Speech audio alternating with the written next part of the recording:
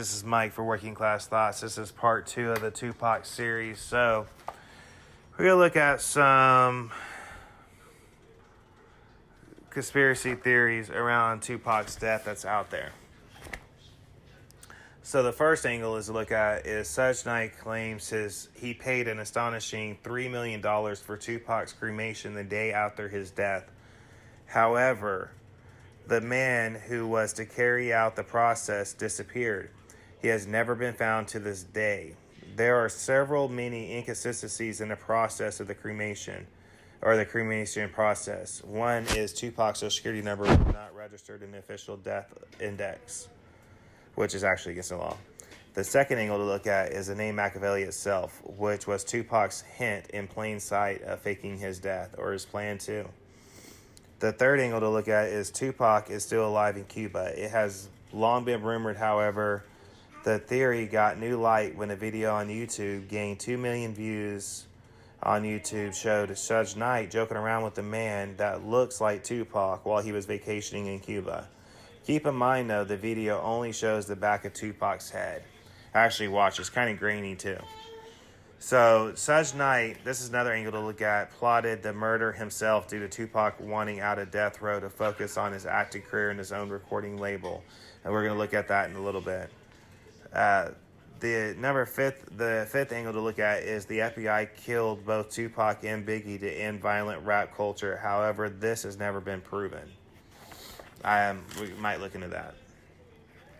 Sixth angle to look at is Tupac left clues in his lyrics. This is in a reference to the fact that Tupac would often refer to his demise whenever he's going to die.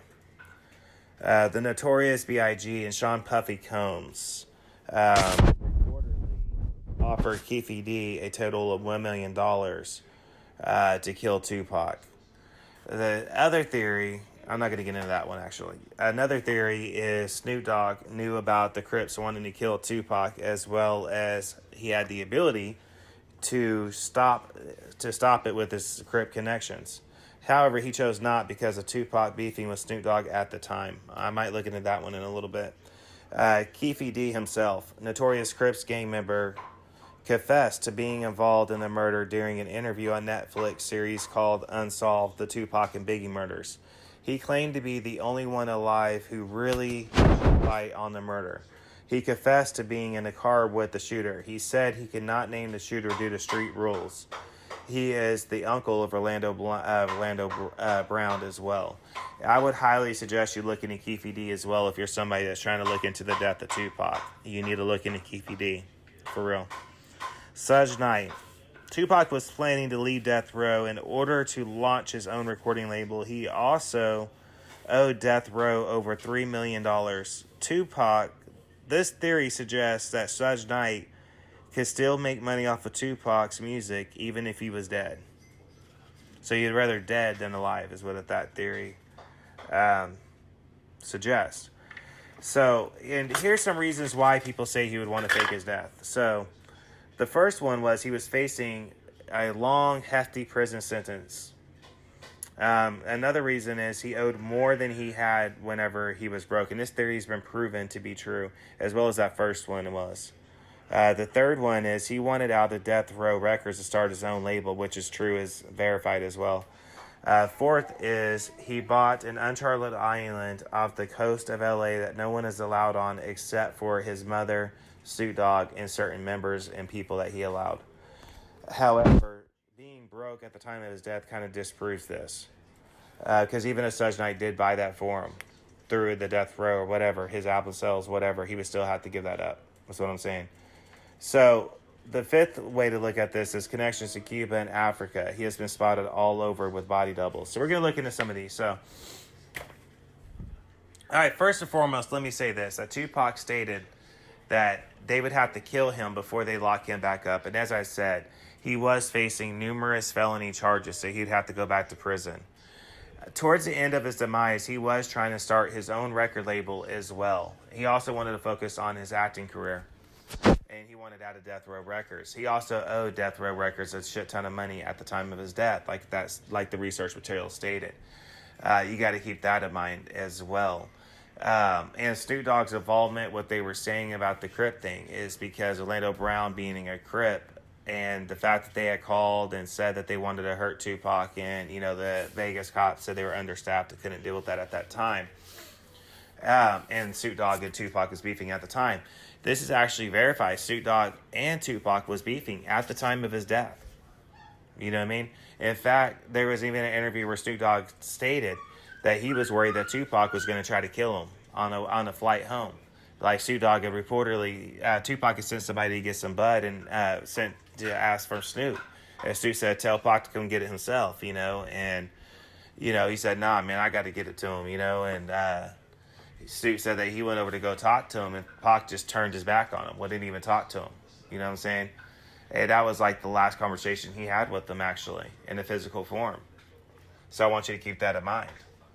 And you could go, and this is a rabbit hole, let me tell you, you could go down many different routes with this. In fact, I spent many years going down so many different angles. One angle to look at, though, is the Africa connection with his family being involved with the Black Panthers. In fact, one of his uncles being a Black Panther Party member who owns a compound that's in Africa.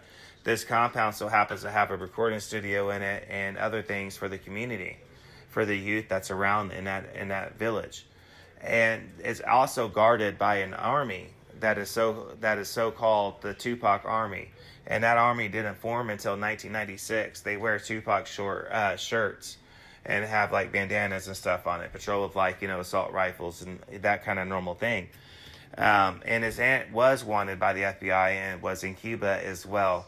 I often ask myself, though, whenever Cuba was liberated, whenever Obama did that affect that whatsoever? And if it did, the Tupac had to turn around and run.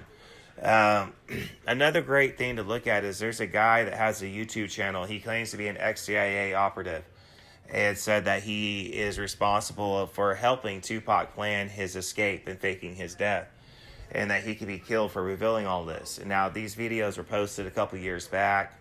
I believe some of them have been disproven, but such as like birth certificates and paperwork and saying that body doubles are out. He's gonna get in trouble now because something like an interview was there and like a body double was there or something like that, and like the phone ringed and a guy had to leave real quick, and the guy said, "I'm probably gonna get killed now," because that was probably Pac calling, complaining that he was gonna do an interview to explain everything. And if that is the case, I want to revert that back to earlier, whenever I said that if I was Pac and I was facing prison time, I wouldn't want to be seen. Okay, and the reason why I'm going to say this is because there's a lot of people out there saying that he's alive. He's been photographed with like not Mike Tyson, hold up, but been photographed with like Floyd Mayweather and 50 Cent. And photographed with Beyonce and Lil Wayne and all these other people, 2 Chainz, and he's been spotted at these music events. And I got to be honest with you, if I was Tupac and I didn't want to go back to prison, some of these charges, there's no limitations on the statute of limitations on it, so he could be tried still to this day. So why would I go to an award ceremony? Personally, what I feel like that is like the Doppelganger syndrome, and people have wishful thinking, saying that they've seen him there. Another theory that's out there is the lead singer of Jurassic 5 rap group, who has dreadlocks. They say that's actually Tupac, and that he started Jurassic 5 because Jurassic 5. They were recording stuff, but they didn't really come out, and it was really kind of like no one's really given too much information prior to 1996. They came out shortly after Tupac's death. So a lot of people say that that's actually Tupac, that that's actually him, because it was so long before they would even do concerts. So there's a lot of, things going on, There's also another rapper out there that they say that's actually Tupac with a different name, because they sound so much alike, and people have even done like voice recordings of it and stuff like that. Now you have the whole theory behind like the government killing his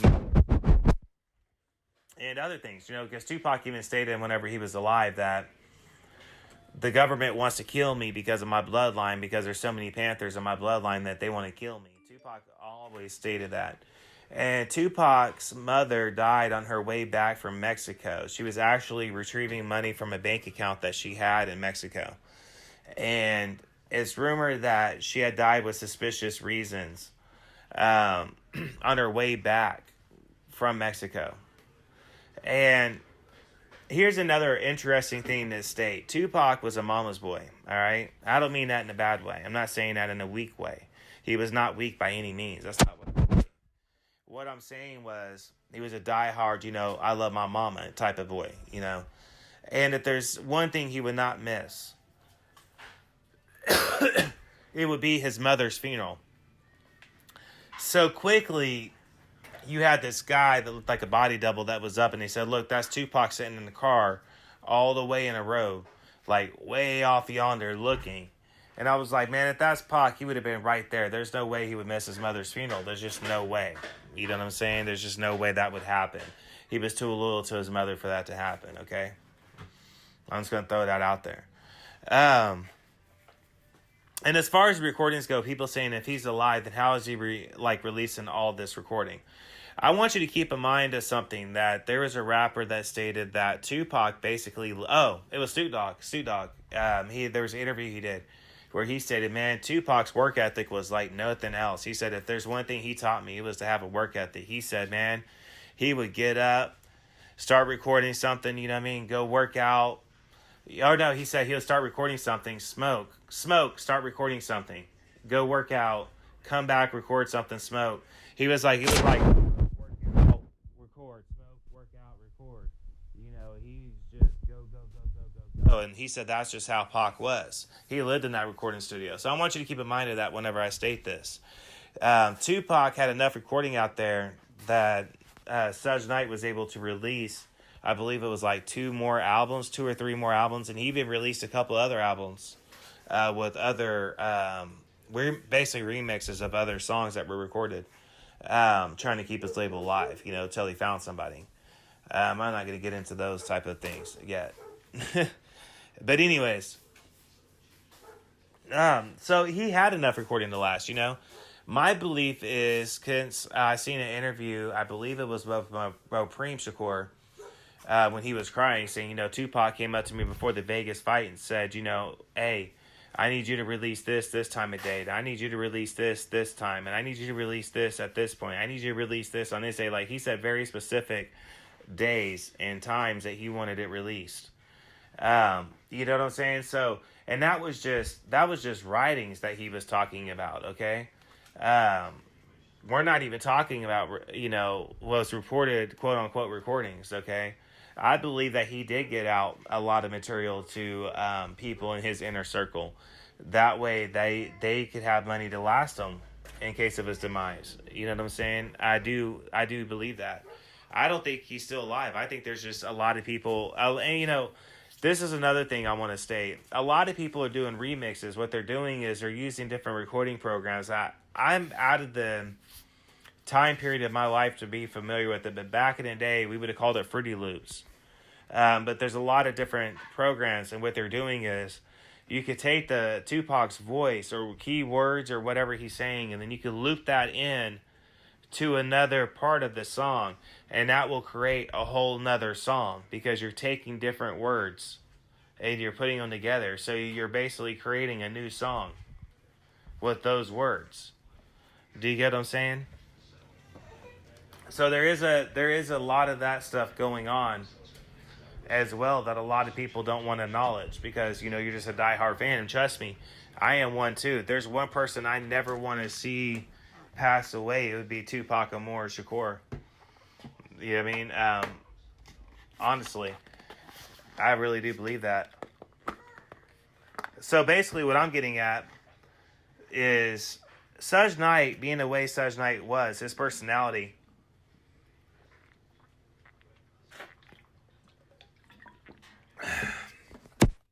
see, whenever he came on the scene, sorry, I was taking a drink. Whenever he came on the scene, he was very gangster affiliated type of personality. You know what I mean? I remember there was an interview he did on, I don't remember if it was Letterman but it was something like that. And they were talking about Eazy-E's death. And Suge Knight had just got out of prison or jail or something, and he was like, man, all I'm saying is, nowadays you can kill somebody with a pen. And the guy was like, what do you mean? And he was like, you could put like a syringe, you could put like AIDS in it or something, and you could like inject somebody with it. Now, I want you to keep in mind of something. He said this in a time period where that wasn't a common thing for people to be able to do by any means whatsoever. Even as an assassination technique, it wasn't done. So the fact that he was even talking about that back then, and that was with Eazy-E. Vanilla Ice is another example where Suge Knight was beefing over lyrics, over a song. Vanilla Ice believed that they ripped him off over, and Suge Knight reportedly hung him over a balcony by his legs until he said that he don't own any rights to it, that that Knight owns all the rights to it.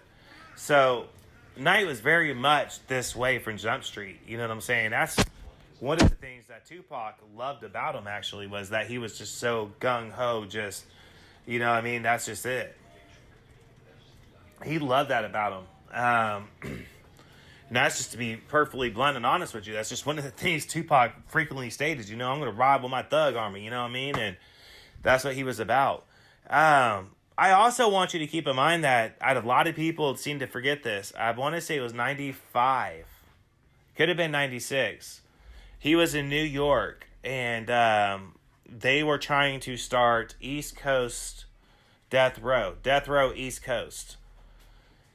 And a lot of people don't mention this, and there's an interview where Tupac grabbed the microphone. It was like, if you real, you got skill, and you really step to a camp that's really about to get your money, and you really about to do something and come to Death Row East, and we're only looking, So basically, Tupac looked at it from like a chess aspect almost damn near.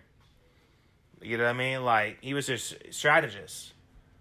And a lot of people neglect the fact that he was also an actor. And he was also studying Shakespeare at a young age, and philosophy, English literature. Some of the greatest books out there. And a lot of people don't add up, because I think that's one conspiracy aspect that's recently came out I found intriguing, where they say that Tupac wasn't even really about anything that he said, and that he was just acting, playing a role. And I honestly could disprove that just based on the fact that you got to look at his family and his associates. Where I would agree with some people at is that Tupac, if anything, by fault, was a loyalist to his people.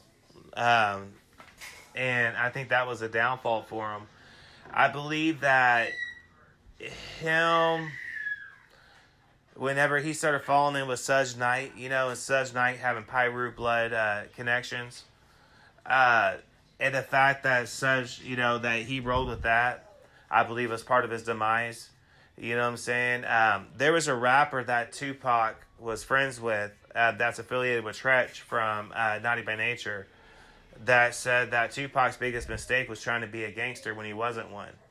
You know what I'm saying? He said Tupac was real. He said, don't get him wrong, Tupac was one of the realest motherfuckers you ever meet. He said, but he wasn't a gangbanger. You know what I mean? But when he got out there, he said he started to get involved with all that. And he said, and that was probably his biggest downfall, you know what I'm saying? Because he was a loyalist. He wasn't an official member, And it wasn't the first thing I seen like that either. There was another interview done by a Pirate Gang member in L.A. He was gray-haired old guy that claimed that he had the master tapes of that Pac had managed to get out, and he gave it to him. You know what I mean? For safekeeping. And that's about as far as he was willing to go with it. But he said that was going into detail about Suge Knight, saying Suge Knight brother was actually a real Pyru blood, but Knight himself wasn't. You know what I mean? But I was like, whatever, when I seen it. But Neither here nor there. I mean, that's what I'm saying. When you go down this rabbit hole, man, I'm telling you, you're gonna find quickly you can go every which way. You get what I'm saying? And furthermore, as a Tupac fan like I am, hold on one second, bear with me.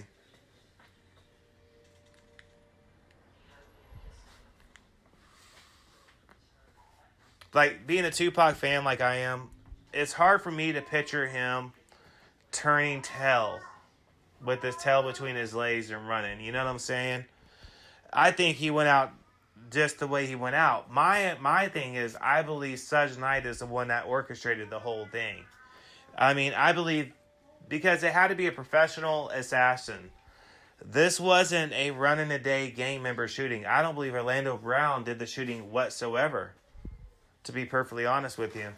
And the reason why is the projectile pattern of the bullets. Whenever you look at it, with how the bullet angles went in, and when you look at how Pac was shot, and when you look at how the fragment hit Suge Knight, that's something that only a professionally trained soldier or professionally trained killer for hire would know how to do. That's not something that a street gang member would know how to do. Do you get what I'm saying? It's just not something that is common enough for them to be able to do. That takes a very dedicated training to be able to pull something like that off, especially from a moving vehicle and especially in traffic in LA at the time. Suge Knight's car was also bulletproof. This is something that a lot of people neglect as well. In fact, whenever the EMT was trying to get Tupac out of the car, they were struggling, and Suge Knight said, "Give me the keys. I'm the only one that can get this vehicle opened." You know what I mean? He said that I'm the only one that can get this vehicle open. That I have it customly designed. You get what I'm saying? So I think, if anything, Suge Knight wanted Tupac dead because Tupac wanted to get out of his recording label. I think that's the reason why his guards were ordered not to have firearms upon leaving to go to the club that was owned by Death Row. They were ordered not to have firearms. There's another little coincidence as well that Tupac's favorite bodyguard, Tupac wanted to ride with him to the club. And Suge Knight told him, "No, get in the passenger seat with me. You know what I mean? Because we have something else we got to go do. But they could follow us behind us." You get what I'm saying? So I think that Knight is the one that orchestrated the whole deal. And I don't think that Tupac's alive either. I think that Knight and some other key people kept that conspiracy theory going to sell albums. You know what I'm saying? Knight looked at Tupac as his golden piggy, man. His golden piggy was leaving to go off to somebody else's pasture to do his own thing, you know? And Knight couldn't have that. And the other thing to key factor in is such as what a lot of people don't want to even acknowledge is Knight was losing artists. Snoop Dogg already bounced to go do stuff over in with No Limit Records with Master P. All right, before that night even happened, and as a result, the Dog Pound Gangsta Clique that Snoop rolled with, you know what I mean? They rolled out as well. They left Death Row. Dr. Dre, he bounced out to start Aftermath Records. You know what I mean? So he bounced out. So a lot of people were leaving Death Row. Tupac was all Knight had. And Tupac wanted out. Like, don't get me wrong, they had other artists, but they weren't shit compared to those artists. You get what I'm saying? They were losing clout fast. He had to do something. And he knew that Tupac was worth more dead than alive. He also knew that he couldn't leave him alive because then how is he going to make money whenever Pac files lawsuits or does whatever, figures out his court stuff and comes after him. So he had to do something. That's another reason why I think Knight's behind it. You get what I'm saying? Because he was making money off of him. And he still probably is in some way. I don't know. I'm not sure how that would work. But because of all the stuff his mom did. I'm not sure if that's even possible anymore, but at any rate, he was. So, and I mean, it just goes to his character too. I'm gonna go back to this all the time at night because Capone, he's a Southside Mexican gangster rapper from L.A. He did an interview with Vlad where he was talking about how Knight was like sending people out to them saying, hey man, I want you to come, I'm going to restart Death Row and I want you to do it because, you know, Pac did his thing for our people and it's time for, I know that Mexicans right now, it's y'all's time, you know. And Capone was like, man, he just pumped us up, man. He had me feeling all kinds of just pumped up, you know. He said that he found out Lil Wayne was recording a track in L.A. And he said that he went up to Capone and was like, you know, we can't have no Lil Wayne and no doing nothing in our neck of the woods without, you know, getting the go ahead through me. You know, so Capone said that his job was to go down there and talk to Lil Wayne to make Lil Wayne come out and talk to Knight. You know what I'm saying? And that Capone and them was going to get a contract out of it, like so many records or whatever. He said so they went in there and did what they had to do. He said then after everything was done, that Knight reportedly went in and started talking to Lil Wayne, and that told Capone and them just to bounce out that he got this. And Capone realized that he had been played. You know what I'm saying? That he just wanted to try to get Lil Wayne to jump on the death row. You know what I'm saying? So you got to realize the complexity of the mind of Knight as a CEO and what he was trying to do between 96 up to even current times. Whenever the filming for the Compton movie, Straight Outta Compton, was going on, he went crazy then too. So you got to look at that aspect. And he went crazy over an actual dispute over a contract thing that was going on whenever he heard that they were going to do something with Pac and Death Row and all that. So that's an actual part of the reason why he went off on the hinge on that part of it. And a lot of people don't realize that aspect of it either. So that was part of the reason why he did that. So when you look at all these different angles, like I said, you could go any which way that you want to with it. And you're going to come into a lot of things. But I think that for myself, I've spent since high school on, even before high school, you know, looking into the death of Tupac and just studying his life. I mean, like I said, Tupac was like my generation, me being 37, it was like our generation's Elvis. So, and I've looked at all these different things, even from his personality to his associates to the things he was about. I've looked at different angles, if he could do it this way or that way. And ultimately, I always come back to the same conclusion that I think Knight is the one that orchestrated the whole deal. You know what I'm saying? Because of the fact that he lost all his artists and his one good artist wanted to leave. So I think that's why I always come back to that same conclusion. And as far as the psychology goes behind Tupac's character and his mannerisms, yes, he was facing a hefty prison sentence. And yes, he was dead broke because he owed more than what he was worth. He also knew that there was ways around that, though. He knew who he was. He knew about what he could pull off if he wanted to. You know what I mean? At that time, his celebrity granted what it was. You know. So no, I don't think that he turned tail. I kind of feel like he would fight. I really do. I think he would have used it to fight media again and all that. You know what I mean? I'm starting my own label and this is them trying to come after me. I think he would have tried to find a way to do it from that type of angle. But who's to say if that's even accurate or not, right? Because like I said, you could go either which way. I could say this, but you could come at me with this. And then, Johnny Boy over down the road over here, he could come at me with this angle. And then this person can come at me with this angle. And this is the way that this works. And this is what I mean by, you could go so many different routes with this as far as the conspiracy theories go behind it. Am I saying that there's a possibility that he could have done it?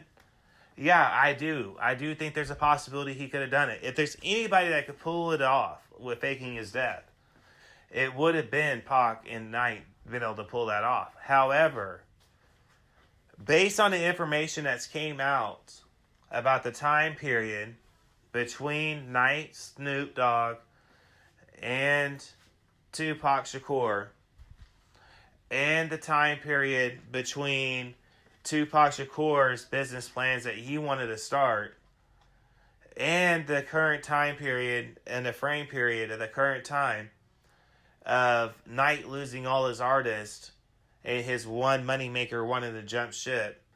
Knowing all of these factors and other factors, when you start playing those in, one can only come back to that same conclusion I was stating earlier. It's the most logical one. Well, I've looked at so many different angles with this. I mean, I'm talking hours. And I've listened to just hours and hours and hours of interviews and read pages and books on it. Just, man. But I always come back to those same two things. I just don't see him hiding. And I do see Knight as being the most likely of people to want to take Tupac Shakur out. You know what I mean?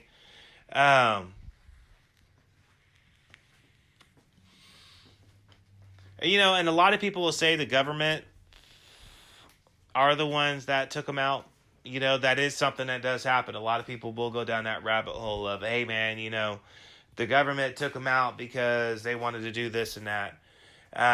And I've thought about that, but at the same time, because remember, I have stated that I believe at the projectile rate of those bullet patterns, if you look at how they were shot, I really do believe that was a professional job that was done. But I also quickly disproved myself on this one too, because I don't see the government with wanting to do that. I do believe that Knight would be willing to pay somebody to take Tupac out, knowing that he'd be worth more dead than alive. You know what I mean? I do see that as a possibility. And I kind of feel like Snoop Dogg, if anything, I believe that he knew that. Because what I'm going to say here is very controversial. I believe Snoop Dogg knew that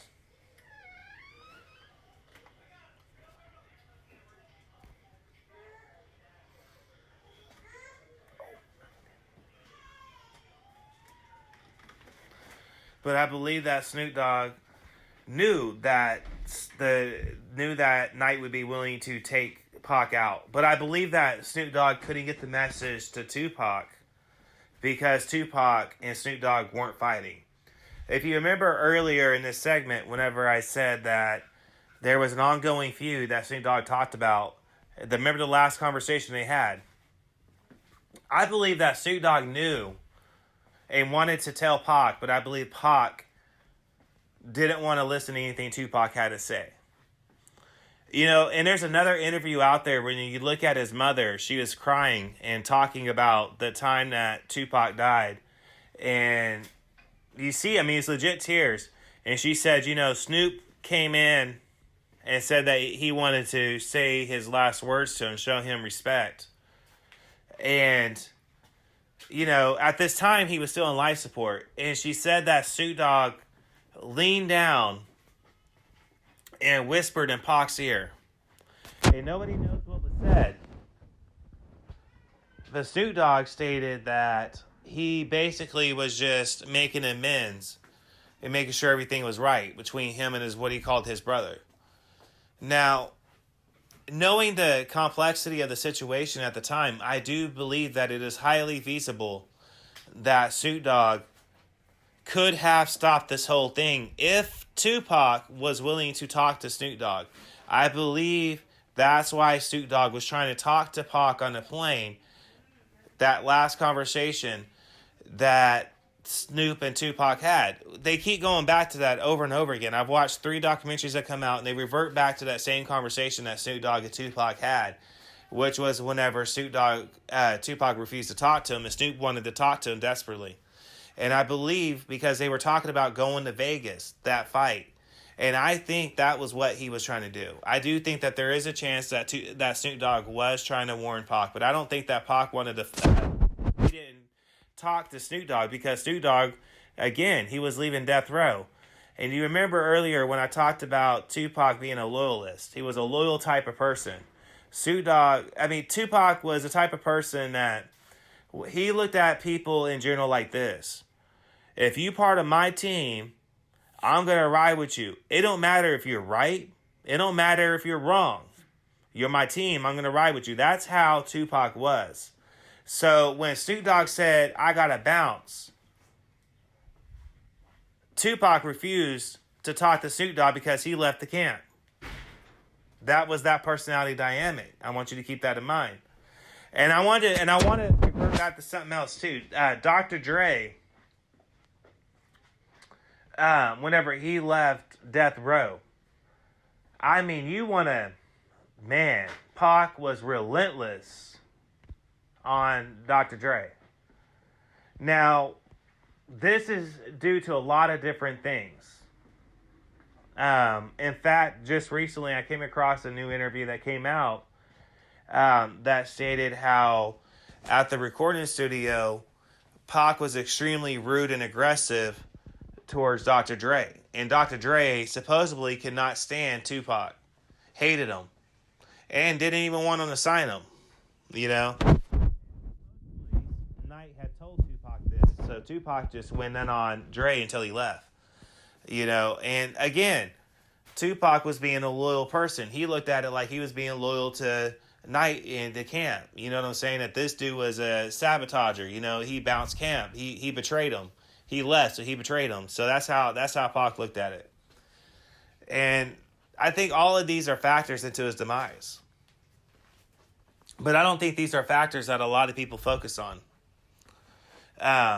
These are simple factors to look at, such as personality and the dynamics of the groups that he frequent. Part of sociology is understanding the science of the groups that you're around. So when I looked at it from that aspect. What kind of person was Suge Knight? Suge Knight. I always say his name wrong.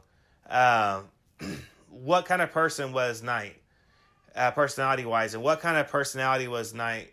Snoop Dogg. What kind of personality was Death Row in general? What kind of personality of the people was around? And how did Pac interact with those type of dynamics? And being the fact that Pac was such a loyalist, that's what I said earlier. Whenever I said that I believe that being a loyal person to Knight being a blood member and a blood affiliate, or I'm going to say blood affiliate because of that interview I heard earlier, like I said. But at any rate, regardless of what it was, being connected to Pyru, you know, and Pac towards the end, that's what he always saying, MOB, you know, money over bitches, and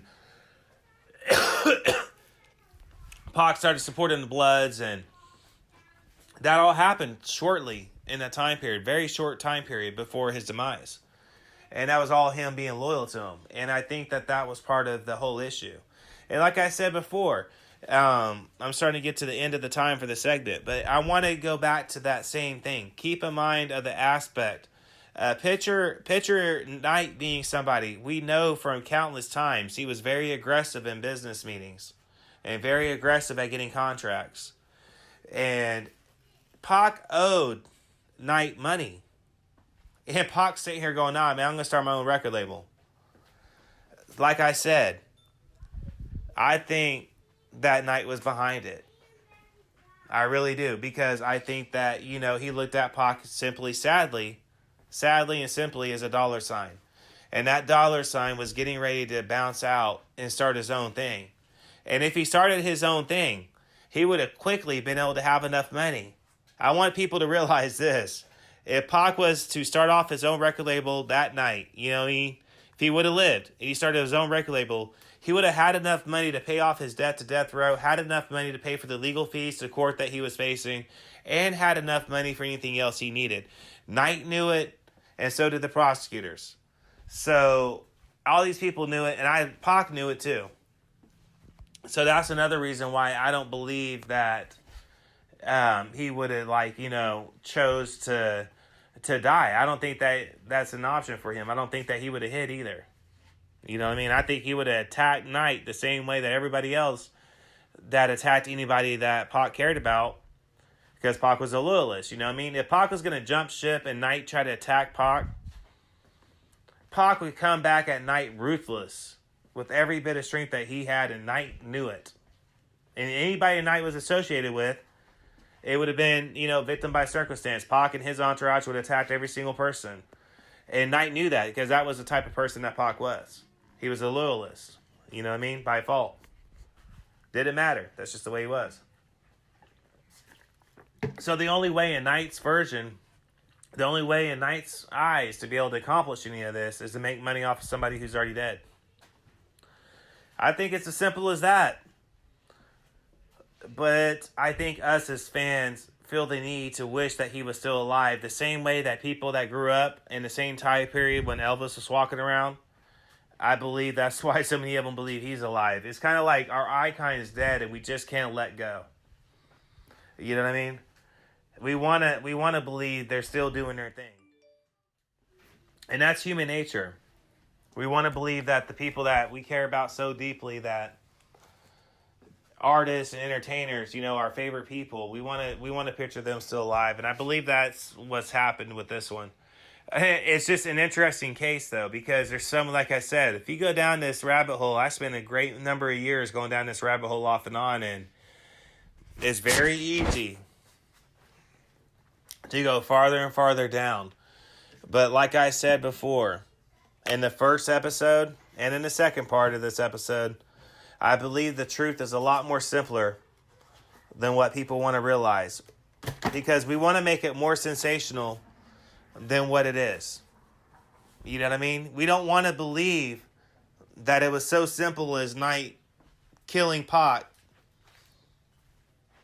We don't want to believe that. We want something more controversial. We want something more intense.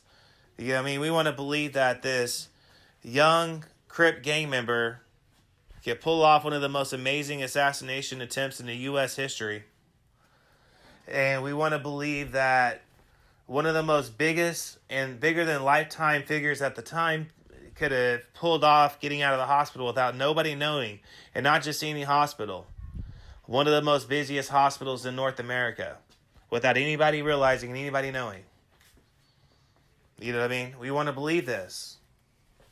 But the truth is so much more simpler than all of that. The truth can be broken down in less than 10 minutes. Somebody was losing all their artists at their recording label. Their only artist that was worth anything wanted to start his own thing. And somebody had to do something about it because they realized he's worth more dead than alive. I think, people, it's as simple as that. And I know that's a hard pill for some people to swallow. But I really do kind of think that it's that simple. But anyways, like I said, this is something that could be left up to debate for a lifetime. Because some of us will continue to say he's alive. Some of us will say that he's dead. Some of us will say we don't know. And that will continue to go no matter what. But again, this has been Mike for Working Class Thoughts. This has been an episode on one of my most favorite artists, Tupac Shakur. One of my most favorite rappers, actors, and writers. But anyways, this has been Mike for Working Class Thoughts.